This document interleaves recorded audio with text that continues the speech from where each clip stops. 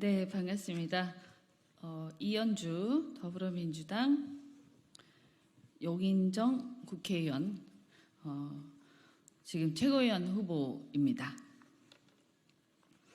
네, 오늘 기자회견은 김용현 국방부 장관 내정자에 대해서 하겠습니다.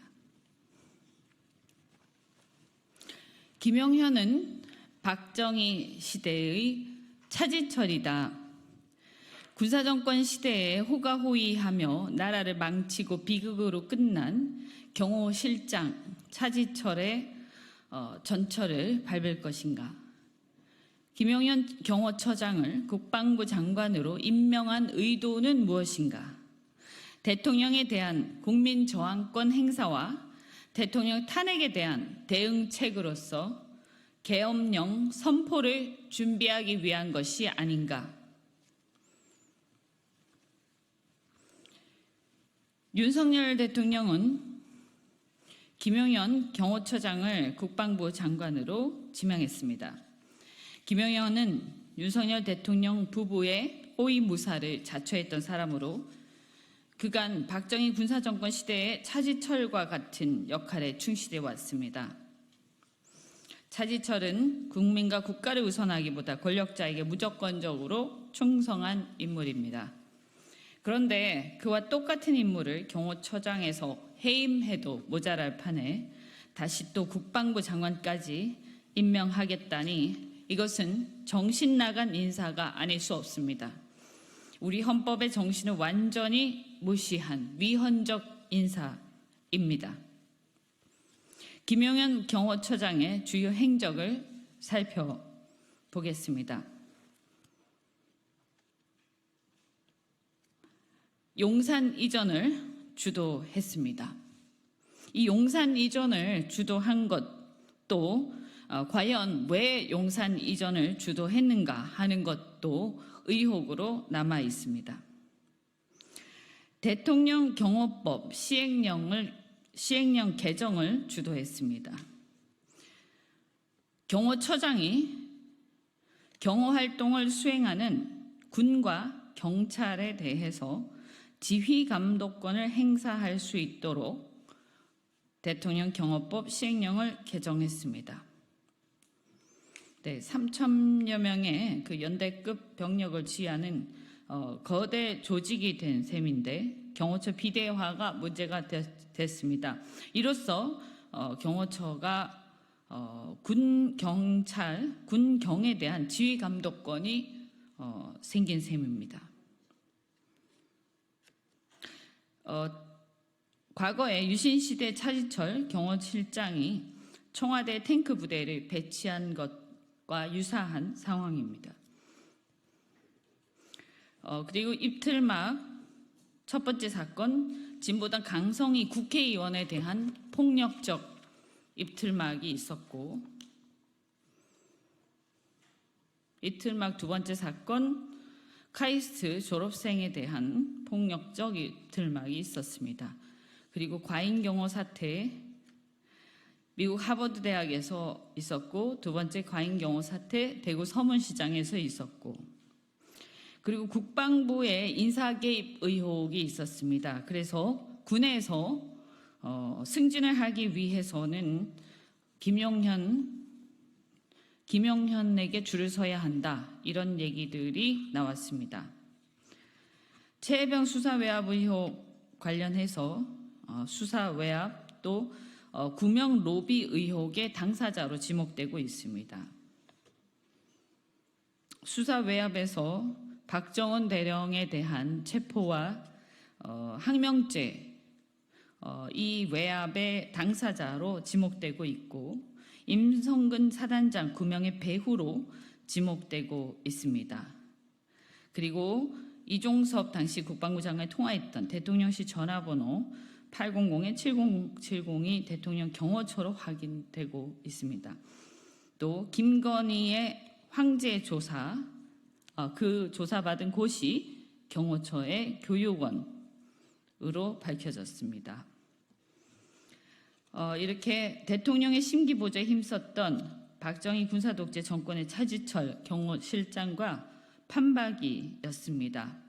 부마 항쟁 당시 차지철은 부산 마산 시민 100만, 200만 명쯤 희생시켜도 괜찮지 않겠느냐고 발언해서 논란이 된 적이 있습니다.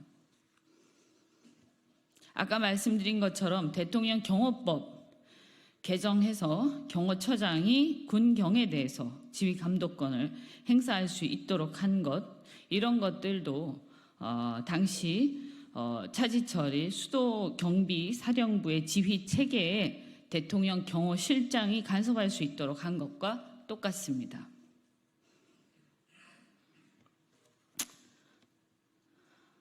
이번 국방부 장관 인사를 두고 세간의 그 의도에 대해서 말씀드린 것처럼 해석이 분분합니다. 최해병 사건을 적극 방어하기 위한 의도라는 견해도 물론 많습니다. 하지만 본 의원의 생각은 그 외에도 대통령에 대한 국민 저항권 행사와 대통령 탄핵을 염두에 둔 사전 포석이 아닌가 하는 의혹을 제기합니다.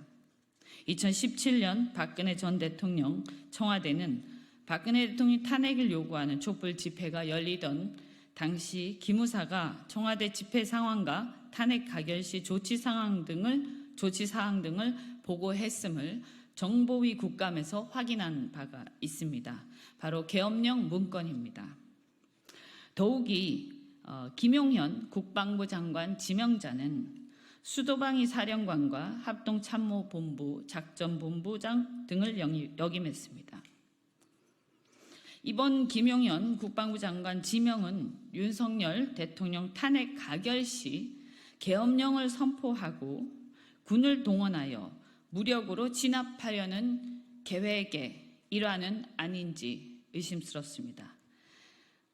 혹시 김용현 지명자가 그동안의 폭력적 입틀막 행태로 보았을 때 가장 확실히 계엄령을 내리고 국회의 계엄령 해제 요구에도 불구하고 여러 폭력적 행태를 불사하면서 그런 것들을 돌파할 수 있는 사람이라고 판단해서 교체한 것이 아닌지 의심스럽습니다. 이미 이러한 의혹은 세간에 퍼지기 시작했습니다.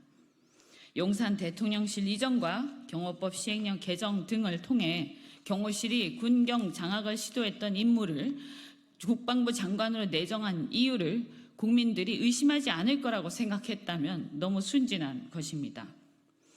차지철과 같이 대통령의 호위무사를 자처하는 사람이기 때문에 군경, 검사, 국회의원 어떤 기관도 겁내지 않고 입틀막하고 억압하면서 대통령을 지킬 수 있다고 판단을 한 것입니까?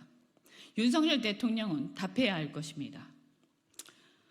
서로 이런 의혹이 세간의 기후에 그친다 할지라도 이런 세간의 의혹은 대한민국 주식시장 등 경제에 매우 심각한 악영향을 끼칠 것이면 명약하나합니다. 따라서 김용현이란 자는 국방부 장관은커녕 온갖 입틀막과 폐악질로 권력을 폭력적으로 부릴 때 일찌감치 경호처장에서 경질되었어야 마땅했습니다.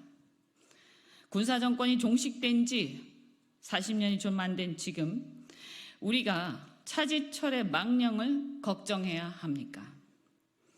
우리가 계엄이란 단어를 지금 이 시대에 떠올려야 합니까?